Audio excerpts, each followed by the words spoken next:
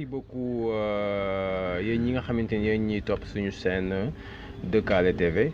Bon, aujourd'hui on a pris la souris. Donc pour nga manipuler sa ordinateur il faut nga am souris.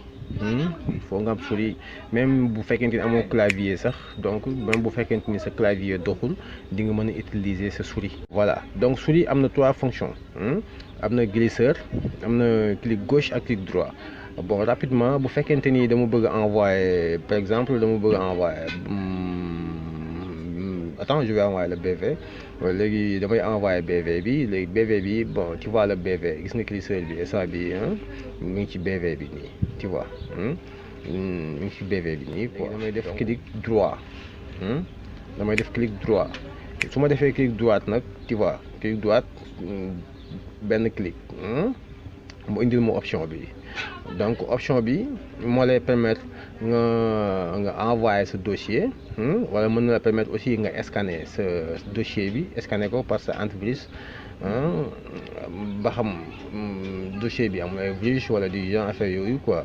Wala nga aussi nga créer benn raccourci, wala nga supprimer sax dossier bi, wala nga renommer ko, wala nga xool taille dossier bi, propriété nga xool taille bi dossier bi, est-ce que volume bi ñaata la, bon est-ce que mën na dem ci clé bi, est-ce que capacité tolloon nañu waaw wala déet.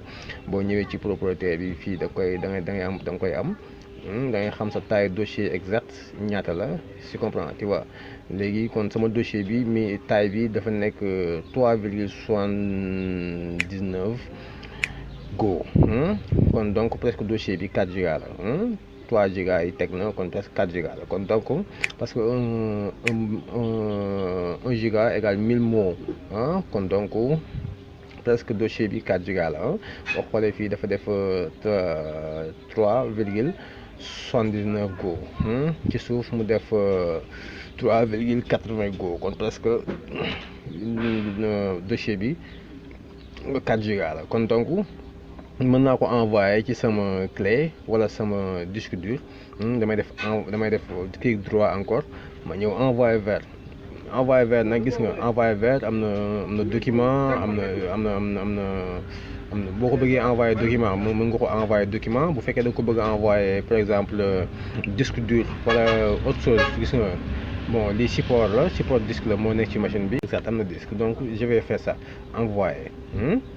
Mais heureusement sama volume bi nga xamante ni moom moo nekk ci kii bi, sama volume bi ak volume bi nekk ci lecteur port carte bi kiiwul, correspondul, parce que bii gis nga espace bi may kii mu may wax naan ma espace libre 1,70 Go. kon donc ba sama taille dafa nekk 3,79 Go, kon ba 4 giga la, bii lii moo ci des. Espace total bi dafa nekk 1,87 Go, kon sama kii bi 2 giga la quoi. carte bi nekk ci support bi 2 giga la, tu vois. kon donc données ma bëgg a envoyer du mën a nekk. léegi je vais faire annuler.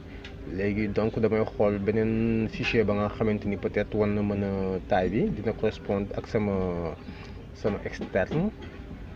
ma xool bi taille bi ñaata la, bi taille bi 7,28 mots, kon donc bi motul sax 512. kon donc je vais envoyer le dossier ça yaay. ok, envoyer vers disque. Voilà, tu vois le dossier a été transféré. kon donc c'est facile pour nga transférer ay dossier ci clé, wala nga transférer ay dossier ci carte mémoire wala sa téléphone, wala sinon boo ko bëggee partager ak benn ordinateur aussi ça peut être, mais il faut su boobaa nga def envoyer, comme par exemple attends je vais prendre photo, comme par exemple ma def envoyer vers périphérique Bluetooth. donc ban Bluetooth moo connecté, tu vois. Bluetooth yi actuellement ñoo connecté ci téléphone bi quoi. kon donc awma benn am na ay téléphone, gisoo yi ay téléphone la, Faveur téléphone la, bon Tecno téléphone la, Galaxy téléphone la, yëpp ay Zoom téléphone la. donc mën naa ko envoyer par téléphone bu ma neex. comme par exemple boo xoolee ci sa suufu écran fii boo xoolee sa suuf écran suivant dafa masqué wu bon bu suivant bi masqué woo nag kon donc amoo benn sélection ci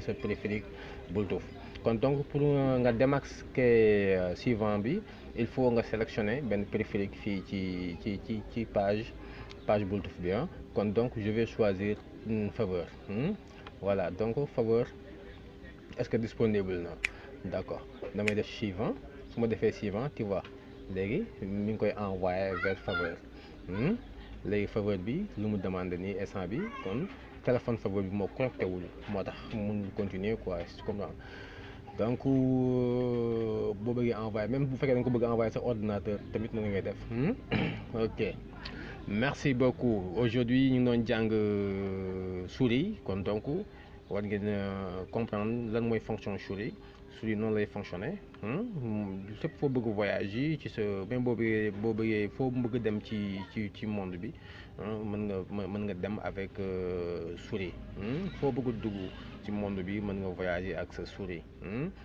si tu vois ici bon donc bu fekkente même boo bëggee dem ci internet bi et tout da ngay sa navigateur mi ngi nii ci sa mbaaw écran ci suuf barre de tâche bi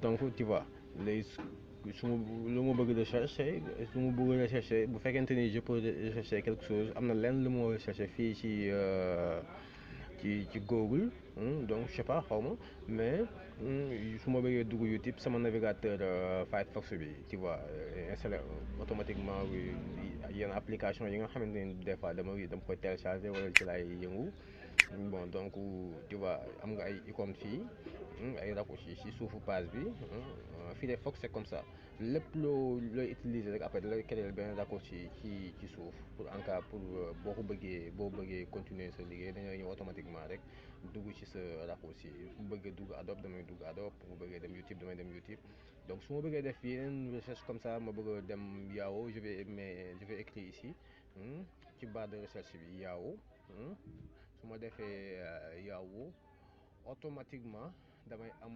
yahoo.fr wala yahoo.com